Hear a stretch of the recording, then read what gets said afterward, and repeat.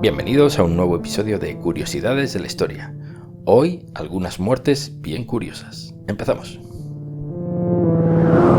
El gran escapista y mentalista húngaro Harry Houdini murió de una forma un tanto extraña. Tras un exitoso número en Montreal, en Canadá, entró en su camerino un grupo de universitarios, entre los que había un joven boxeador aficionado que tenía gran curiosidad por comprobar si los músculos abdominales del artista eran de verdad o solo una parte más del espectáculo. El entusiasta púgil, sin previo aviso, le propinó fuertes puñetazos en el abdomen. Houdini, al que los golpes pillaron desprevenido, no pareció acusar el impacto, pero en los días siguientes comenzó a sufrir fuertes dolores en el abdomen y fiebre alta. Aún así, el incombustible artista no dejó de trabajar. Durante una actuación llegó a desmayarse y finalmente fue hospitalizado. Tras varios días murió de una peritonitis aguda. Posiblemente el ilusionista ya tenía problemas de apéndice y los puñetazos solo aceleraron el proceso infeccioso. Durante toda su vida, Houdini había luchado contra los falsos videntes y espiritistas, así que antes de morir le dio a su esposa un código que solo conocían ambos y le dijo que, si era posible, regresaría del más allá y le repetiría ese código. Muchos dijeron en los años sucesivos que el fantasma de Houdini se les había aparecido, pero la realidad es que ninguno logró acertar el código secreto.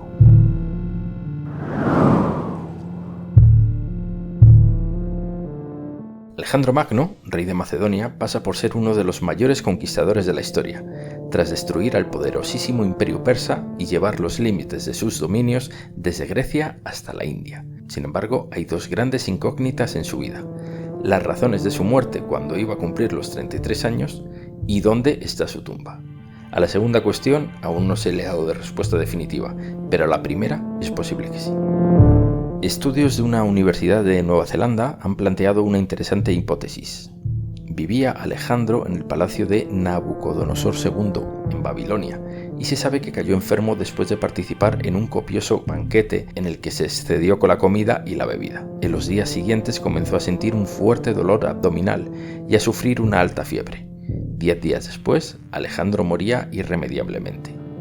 Desde la antigüedad ya se sostuvo la hipótesis del envenenamiento. Sin embargo, la ciencia moderna indica que no se conocían en esa época venenos de efectos tan lentos, lo que volvía a apuntar a una pancreatitis aguda o a una recaída de la malaria que había sufrido cuando tenía 20 años.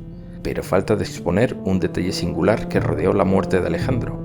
Durante 6 días su cuerpo no mostró signos de descomposición, lo que fue interpretado como una demostración de la esencia divina del rey. Con todos estos datos, se ha planteado recientemente una nueva hipótesis de trabajo.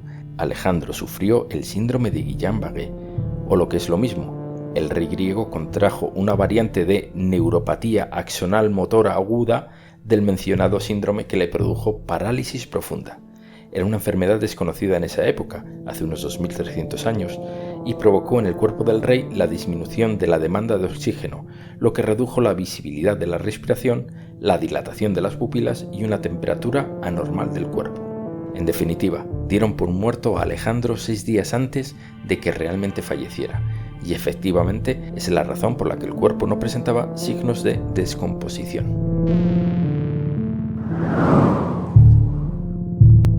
El 15 de enero de 1919, en el barrio de North End, en Boston, Estados Unidos, sucedió un catastrófico y singular acontecimiento, cuando un tanque que almacenaba gran cantidad de melaza para la fabricación de ron se rompió.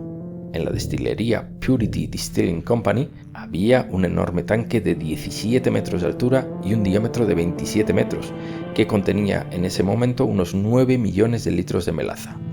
La melaza es una sustancia espesa, dulce y de un color oscuro que queda como residuo de la cristalización del azúcar de caña y se usaba entonces como edulcorante alimentario para la destilación de alcohol.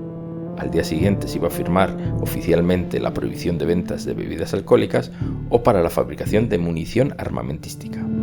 Aquel mes de enero fue especialmente cálido en Boston, lo que provocó que a causa del repentino cambio de temperatura de la noche a la mañana, los remaches del tanque se rompieran provocando un pegajoso tsunami de melaza por todo el barrio. La ola alcanzó en algunos puntos los 4 metros de altura y se desplazaba a unos vertiginosos 56 km por hora. Los daños en algunos edificios provocados por la ola fueron importantes y cuando la mezcla se detuvo, el barrio estaba cubierto por una pegajosa capa de más de medio metro de grosor. Alrededor de 150 personas resultaron heridas y 21 fallecieron ahogadas. Contaban los testigos que los heridos que llegaban al hospital parecían manzanas de tofe. Décadas después, los vecinos seguían asegurando que en los días cálidos todavía se podía oler claramente la melaza. En la primavera de 1899, Robert Blanc iba a ser ahorcado en Maysville, Kentucky, Estados Unidos. Sin embargo, el condenado decidió alargar todo lo que pudo su existencia. Así que, haciendo uso de las últimas voluntades, decidió dar un discurso que duró 40 minutos. Pero aquello no era suficiente, así que solicitó que todos los presentes en la ejecución, unas 1000 personas, le diesen su último adiós de forma personal e individualizada. Así que los asistentes fueron pasando ante el condenado despidiéndose de él. Acabado este trámite, pidió un último favor, que se llevara a cabo una colecta para ayudar a su pobre familia. Luego el sheriff, suponemos que algo cansado de tanto retraso, le dijo que se preparara para la muerte, a lo que el reo respondió que quería rezar antes de abandonar este mundo, y se pasó otro buen rato orando y cantando himnos religiosos. Al final el comisario le puso la capucha en la cabeza, harto de tanta comedia, pero Blancs se la quitó hasta en 3 ocasiones. Finalmente, ya con el nudo al cuello, se abrió la trampilla y Blancs cayó, no sin antes pronunciar sus últimas palabras. «Espera un minuto». Giambattista Lully fue un afamado compositor, instrumentalista y bailarín italiano que vivió en el siglo XVII y que estuvo muy ligado a la corte francesa de Luis XIV, donde medró gracias a sus buenas dotes profesionales y cortesanas. Pero todos los oficios tienen sus riesgos, y Lully se hirió en el pie con un bastón de director de orquesta, que lejos de ser una inofensiva batuta, se trataba de una pesada barra de hierro que se usaba para golpear el suelo y marcar el compás. En una época sin antibióticos, la herida se infectó y le provocó gangrena. Aunque quizás más que la herida lo mató su orgullo, pues se negó en redondo, como buen bailarín, a que se le cortara la pierna. Y ahí acabó la historia de este gran músico que pasa por ser el introductor de la ópera en Francia. Enrique I de Castilla, hijo de Alfonso VIII, llegó al trono de pura casualidad, ya que siendo el menor a la muerte de su padre no le quedaban a Enrique hermanos varones vivos. Así que, sin quererlo ni beberlo, acabó siendo rey de Castilla a los 10 años de edad. Se ocupó de la regencia su hermana mayor, la infanta Berenguela, ante la disconformidad de la influyente familia de los Laras, que por cierto andaba a la gresca con no pocas ilustres estirpes castellanas, y en esas estaban cuando el rey jugaba con sus mozos en el palacio episcopal de Palencia, a cosas de críos. Uno de los chavales le dio una pedrada en la cabeza que acabó siendo mortal de necesidad.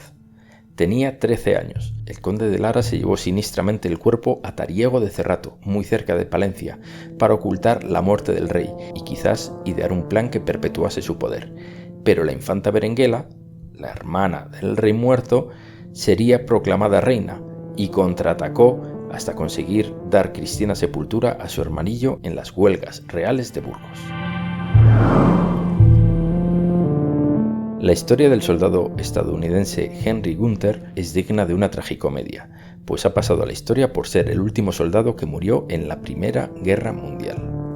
Gunther era de Baltimore, Estados Unidos, y a su muerte tenía 23 años. Su unidad, la Compañía A, se encontraba combatiendo en el frente del Mosa, cerca de la ciudad francesa de Verdún. La compañía de Gunther llevaba prácticamente un mes en el frente y el 11 de noviembre de 1918 intentaban desbloquear el avance ante 2 nidos de ametralladoras alemanas. Por su cuenta y riesgo, y desobedeciendo a su sargento, se lanzó en solitario con la bayoneta calada contra el enemigo. Lo trágico del asunto es que Alemania había firmado su rendición a las 5 de la mañana de ese mismo día y el alto el fuego entraría en vigor a las 11 de la mañana. Eran las 10:59. Los soldados alemanes intentaron avisarle, pero él realizó un par de disparos.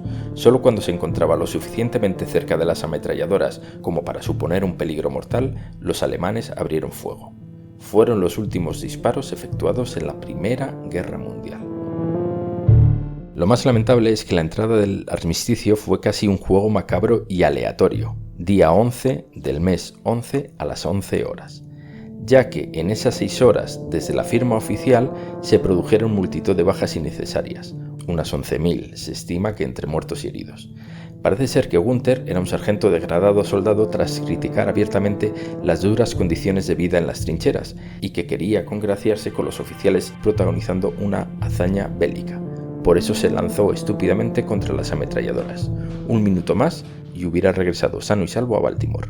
Póstumamente se le devolvió la condición de sargento. Siempre se ha dicho que el supuesto inventor de la guillotina francesa, el doctor José Ignacio Guillotin, diputado de la Asamblea Nacional Francesa, murió víctima de su propio invento, la guillotina. Pero no es verdad. Guillotin falleció de una grave enfermedad pulmonar el 26 de marzo de 1814, es decir, 15 años después de que acabase la Revolución. La confusión deriva de que un médico con su mismo apellido fue ajusticiado en la ciudad de Lyon.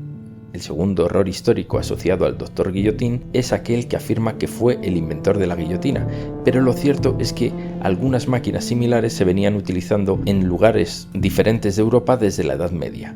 El doctor Guillotin, un auténtico detractor de la pena de muerte, simplemente planteó a la Asamblea el uso de la guillotina como método de ejecución rápido, menos doloroso y por ello más humanitario. Hasta otro episodio curioso y curiosa de la historia.